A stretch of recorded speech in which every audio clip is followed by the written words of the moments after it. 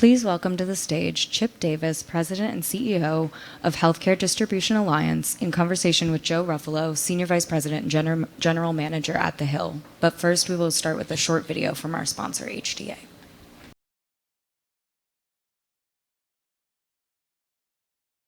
Healthcare distributors deliver 10 million medicines to pharmacies and hospitals across the country every day. Our industry supports providers and pharmacists, ensuring patients have the medicines they need when they need them.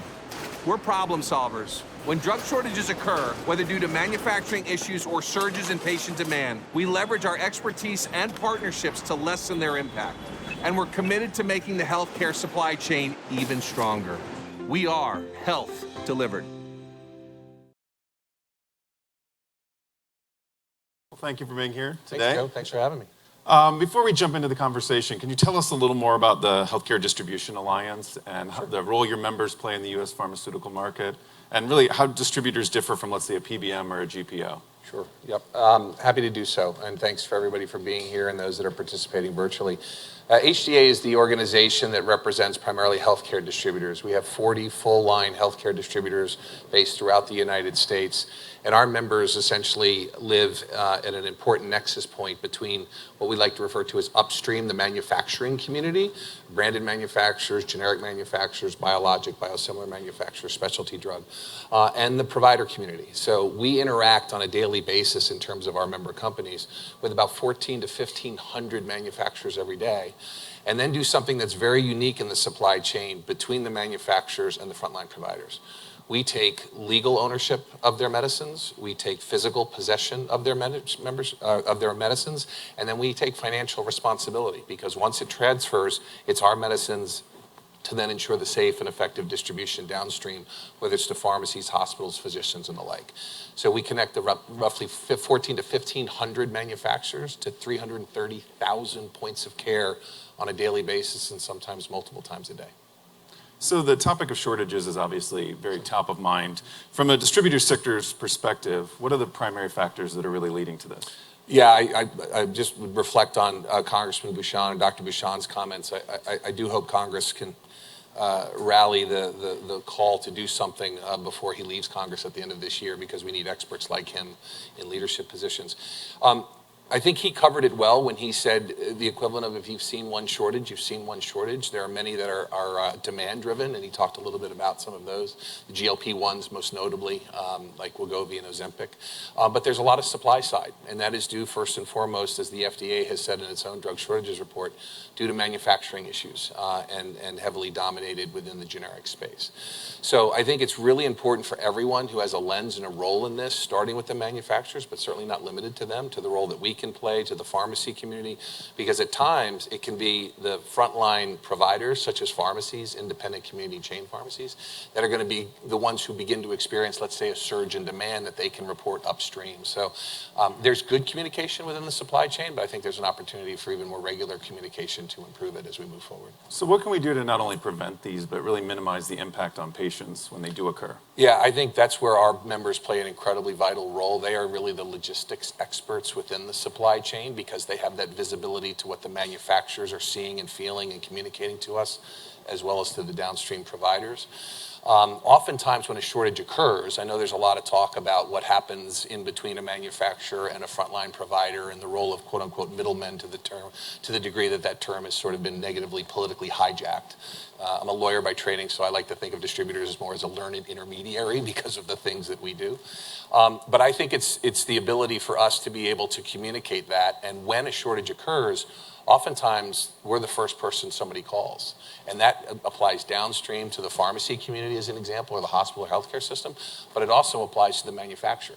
If they run into, let's say, an inspection problem with the FDA, whether it's domestic or abroad, they will call the distributors and say, you're not going to be able to rely on us for X period of time moving forward. You need to seek additional suppliers. The other thing I would disavow is at times in this idea of a race to the bottom, that distributors only utilize one supplier. We can't. The reality is drug shortages impact our business every bit as much as they do anybody else's within the supply chain. We want medicines moving, we want product shelves filled in order to be able to do what we do on behalf of our trading partners and ultimately patients. So we source multiple providers and increasingly are looking at things beyond cost, such as their resiliency, their historical track record, their ability to meet demand, their quality ratings is an issue that the FDA is working on, but their history of quality manufacturing are all factors that distributors look at when making decisions who to partner with. So generic drugs, we've talked a lot about them. They seem to be a major piece of this. More than 80% of the shortages occur in that class of drugs. So how do distributors support a more robust and sustainable generics market? Yeah, I think there's a couple of ways that we do that. I think first and foremost is recognizing that the generic industry, and this was touched upon again in the previous discussion, is a significant, overwhelming majority of prescriptions in this country. It's about 90% of all prescriptions and less than 20% of the cost. Year over year, those trend lines increase. The percentage of prescriptions go up, the percentage of costs go down. That's probably good for the healthcare system to a degree, right up until we're at 100% of the scripts and 2% of the cost, and we don't have a generic industry.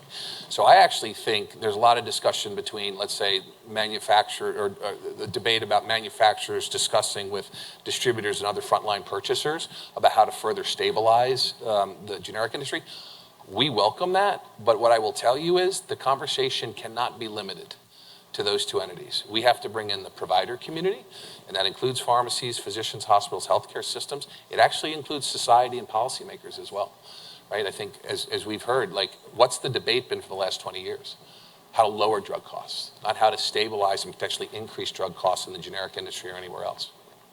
We're not averse to that conversation. We think in certain instances it clearly needs to happen because of some of the experiences that we've had. But make sure that you're bringing everybody in, because I guarantee you on Thursday night in this presidential debate, no one's going to be talking about increasing drug costs. Both President Biden and former President Trump are going to probably talk about what their administration has done to lower drug costs.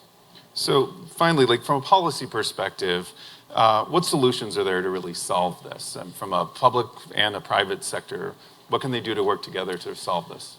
So I think there's a number of proposals that are out there, some coming from the administration, some coming off of Capitol Hill. I think within the administration, the Department of Health and Human Services earlier this year released a white paper talking about potential resiliency programs, both for manufacturers and for hospital systems.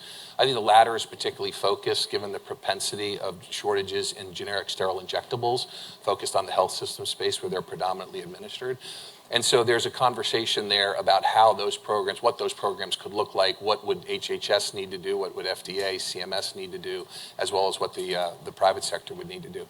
And on the Hill, as was alluded to as well, there's a lot of proposals. Congressman Bouchon said that this is a bipartisan issue. I agree with him. I think his work in the Energy and Commerce Committee has been and continues to be important. On the Senate side, the Senate Finance Committee, with Chairman Wyden and Ranking Member Crapo, have been working very closely, and their staff have been great in trying to put forward some ideas about how to potentially empower the Secretary of Health and Human Services based upon predictable shortages to empower everybody from manufacturers and everybody else in the supply chain with appropriate incentives for the limited number of drugs that they see are in shortage or they expect could be in shortage moving forward. So I think part of it is just getting, quite frankly, the political momentum behind some of the good policy ideas that are out there to move them forward. That's great. Well, thank you so much for your perspective and your insights in this. Sure, thank you. Appreciate it. Thanks. Thank you. Thank you.